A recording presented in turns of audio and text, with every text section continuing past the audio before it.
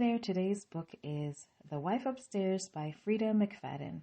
I do want to preface that this may be triggering to some folks as it involves verbal and financial abuse, just in case that might be triggering for someone. So anyway, we meet Victoria. She's married to Adam. Adam is a writer, and it seems he has had a couple bestsellers, so he's fairly accomplished. Victoria is not currently working as she's in a wheelchair. She doesn't speak that much, and she has a feeding tube. But previously, she was a nurse practitioner at a hospital in Brooklyn.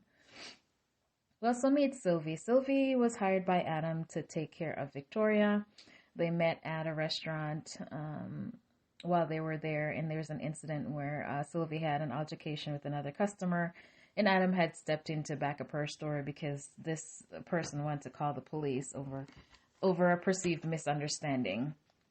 So it was funny that Sylvie was actually supposed to have an interview that day, and what do you know, Adam has a job offer for her. So I don't know, if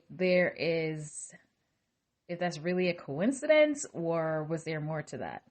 But anyway, so she got doused with coffee as a result of the altercation, and so that interview kind of went up in smokes. But coincidentally, like I said, Adam was looking for somebody to take care of his wife. So his place was out in Montauk, and so Sylvie had recently broken up with her boyfriend, and so it's like he kept calling and all that, and she was like, you know what? This job is paying well. She doesn't have a lot of money, and so let me just take this job. So anyway, when she got there, she noticed that, Victoria looks way different than she used to look, because she was gorgeous pretty much before, and then now she's disfigured. Her face is damaged. She doesn't really speak, and of course she's in a wheelchair. The story that Adam had given was that she was in an accident, and so this is what had happened. So anyway, during the course of her taking care of Victoria had led her to a diary that she was keeping in her dresser, and so she took it to her room because she had her own room set up there at the house. So she was kind of like a living companion for Victoria. So in this book, in her diary, Victoria was chronicling, her life with Adam, and it was supposed to be for her children to share her love story. And so she talked about how they met and how things led up to their marriage and their life together. So it was a whirlwind romance. Everything happened super quickly. Of course, Adam is the charming guy. He's supposed to be rich. He's good looking. And so she was really smitten by him.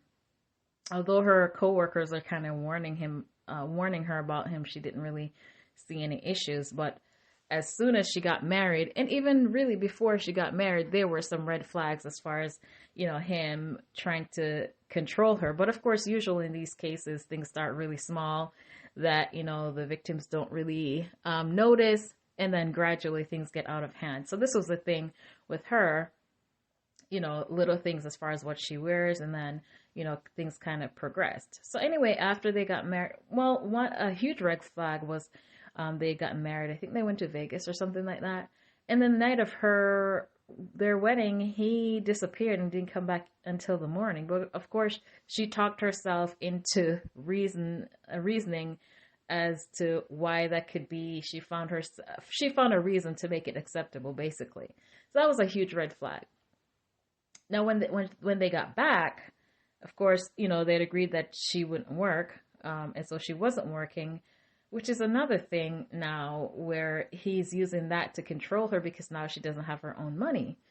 Now, he's the same one that didn't want her to work because they wanted to start a family. But then now, he's being verbally abusive and accused her of being lazy, and she's getting fat and all this stuff. And then eventually this leads to, the financial abuse where they had a joint account, but then now he's controlling her with the money, where he's saying that she's spending too much money and puts her on a meager stipend where she can't really do a whole lot. And so she's just home getting fat and looking haggardly, and she's kind of isolated as well. Now, Sylvie doesn't see this side of Adam and sees him as charming and such a doting husband who's taking such good care of his wife, and ultimately falls for his charm, and they entered into an affair. So she progressed through this diary. Now she decides, well, you know what? I'm going to step away. I really shouldn't be doing this. And this guy might be dangerous, which was, it took her long enough, but eventually she got there. And so she kind of back up from that. Now, there was another lady who worked there in the house. She was a housekeeper. Her name was Maggie. She was a younger girl as well. But, Adam had mentioned how Victoria was kind of crazy and really jealous.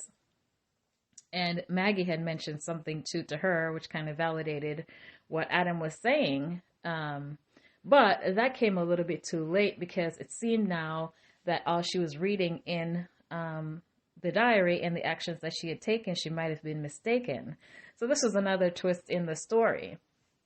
Now, in the book, Victoria ended up dying. And so there was one conversation that she had with a paramedic that led her to believe that now maybe she was wrong about what she thought was happening, and maybe Victoria was right in the things that she was saying. So now she is in real danger, because now she doesn't know who to trust and who's right.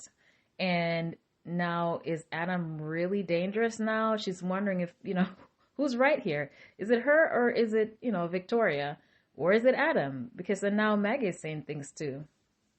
So ultimately, there were a series of events that were mentioned in the diary that Sylvie put together, and was able to figure out some things that were in question, and a disappearance that wasn't solved. Anyway, towards the end of the book now, there was another twist here involving Maggie, because Maggie was really friendly to Sylvie. But at the end of the book, we find out that Maggie was not what she seemed, and she seems to be a little narcissistic and threatening to Sylvie as far as some things that she found out, and that she can never go to the police about, because now she's being threatened. So without giving that away, there is another twist at the end of the book that I was like really shocked, like seriously? So definitely an enjoyable book. Another good one from Freida McFadden. If you have read or listened to The Perfect Son, you'll definitely enjoy this one. 4.5 stars for sure. Great book, and I couldn't wait to pick up when I have other stuff to do. Like, oh my gosh, what's going to happen? What happened to this person? What happened to that person? Who's right? Who's wrong? So definitely enjoy this one. If you haven't read or listened to this book, let me know your thoughts. Until next time.